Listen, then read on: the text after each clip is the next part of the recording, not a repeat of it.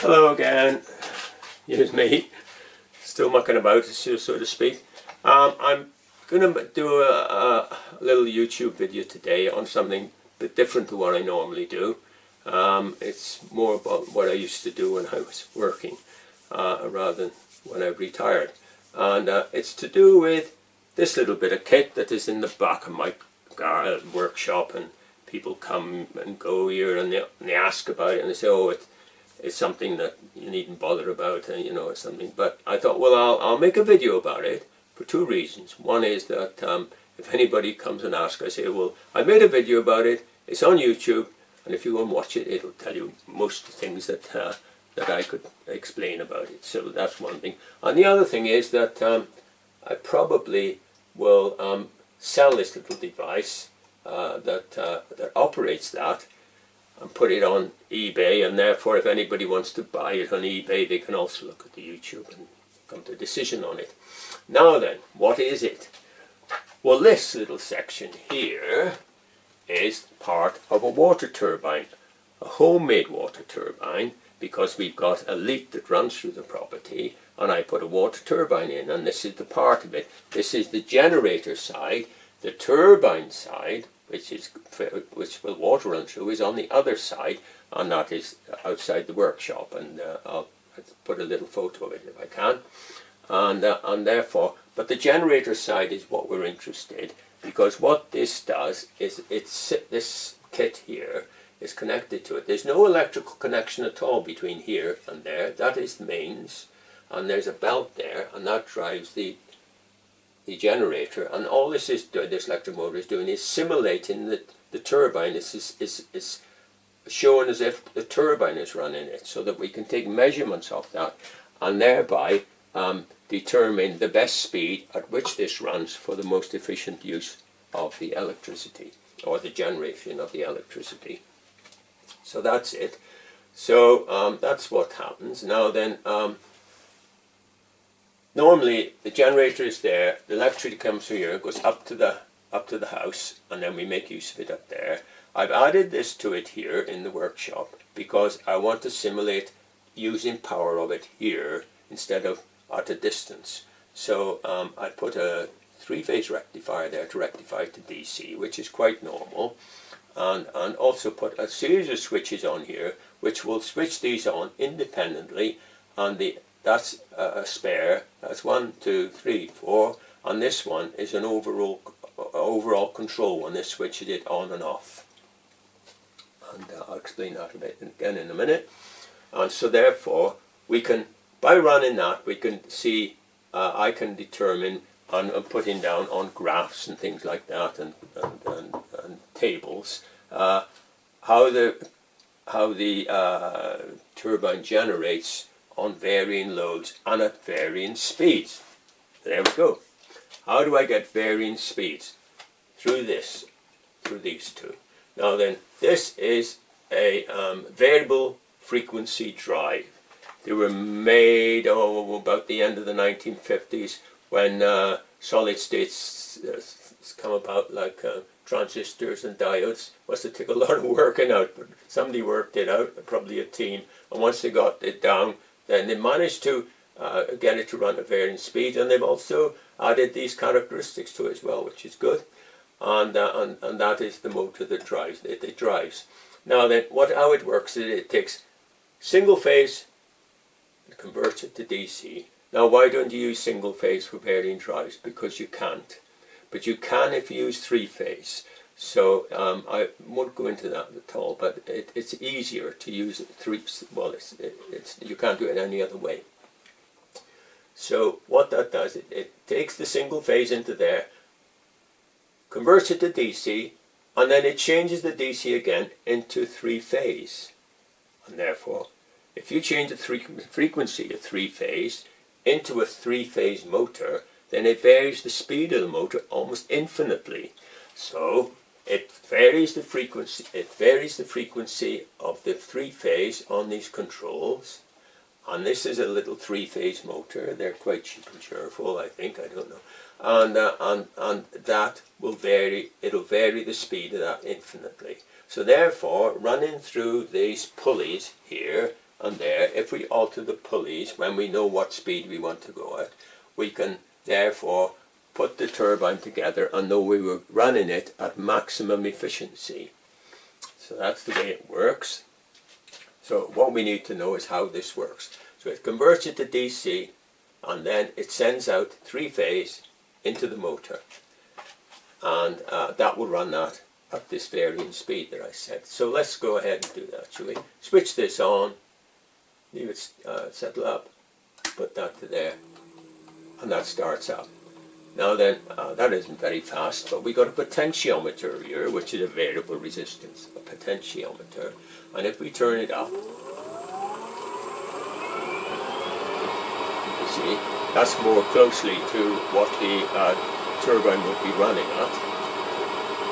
And so, what we can do then, so if we put a load onto that onto that generator, then we can determine the voltage that we get out. Now we've got a set of switches here. One is a spare, and then we've got a switch for 8 light bulbs, with 4 light bulbs in as a load. So if we switch them on, 1, 2, 3, 4, and that is the on switch, which controls all them loads. And if I was to switch that off, it would switch the whole lot off. I don't want to do that because it's a DC, and these are AC switches, and AC switches don't like DC very much. So that's it. So that's it. Now then, if we were to simulate the load, we can, by turning this, we can change our speed to any speed we like. From something going down to, even down to that, up to that speed. We can actually double the frequency on that if we want to and go fast, but that's fast enough. That's about the speed that we want. So that's it. Now then, it's got another few characteristics that they developed over the years, and if you look at switch, you can switch it off there, and it stops slowly, you see, and then you can switch it on again, and it comes up to speed, and you see how slow it does? It stops slowly. Nice for a machine if you're running a machine off it, because people do run machines of them. Whereas if you didn't do that and you had to switch it off, like I said, don't like doing this too much. If you had to switch off like this, you watch the difference. Sort of comes to a juggling halt. Now that's switched itself off now. Now that's got a fail-safe device, so you can't switch it on like that until you go back to 0 and then switch it on. That's in case the electricity fails. So that's it. So there's the characteristics. It's also got the characteristic of, if you were to, it will run that in reverse if you like. And this is how it does it, by slowly stopping and then going in reverse. So it will slowly come to a stop. Though I'll switch it right over to reverse now. Slowly to a stop. Starts up and goes the other way. And then what you can do then is switch it over and it will do the same the other way. So if you had a machine that was doing a process and then you wanted it to come back and you didn't want to, with just that little single device, you can affect that. So you can control all sorts of things with it. You can control fans, like a fan. You can control a small lathe where you want to vary the speed of a lathe for different cutting speeds, and that you can vary for a device or a planer or anything really, and it can be done automatically or you can do it on your own. Also inside here is a set of terminals, and you can take all this system apart from that one. You can take that and put a remote section, so you can run it from here or remotely. So if you had, say, a lathe, a small lathe is probably the most simplest thing. You could put switches similar to those on the lathe, and you just switch it on the lathe, and you could turn it. You don't have to alter it like I do. I alter the pulleys on my lathe when I want to do some drilling. You don't have to do that. You just turn it down on the lathe, and then you go up. Say you're drilling a small hole, you have to drill at that speed. If you're drilling a large hole, you turn it down to that. You do it on the lathe. And if you want to turn it backwards, if you're screw cutting and you want to do it, it will do that. So that's the characteristics of it. It's all a very good tool, and I've had it for a long while. I've set this up, and I sort of, because we got the solar panels, lost a bit of interest. And I may be moving, so I thought, well, I'll put it on eBay. But I thought I'd do this so that, well, you folks can see it, and also anybody wanting to buy it, they can see it as well. So that is, for that, the variable speed drive, or variable frequency drive, variable speed drive, and the 3-phase motor, I'll put on eBay. Actually, I probably will sell the whole turbine as well if somebody wanted it. I mean, the turbine is outside, and the control gear for the water is there as well. And the turbine and the generator all locks together very, very effectively, and it's on the Elite. I put it all together. You push it towards the intake. You put a pin in to stop it, and that's all you got to do. You take it down. Just put the two pieces together. It's on a rail. You push it up till it fits into the 6-inch pipe. The socket fits into the 6-inch pipe. Put a pin in the rail so that long it doesn't come back. Otherwise, you get covered in water, and then we'll switch the water on, and away you go. So that's it. So I'll just show you roughly about how this works with regard to those. Yeah, should we do that? So I want to turn it on.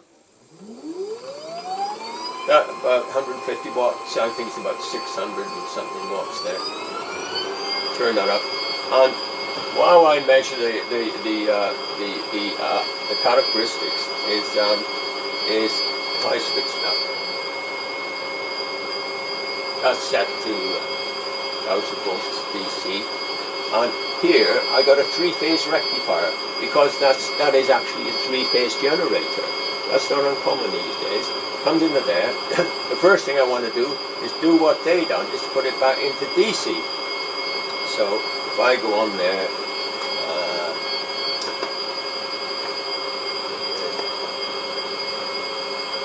see, that's now running at 196.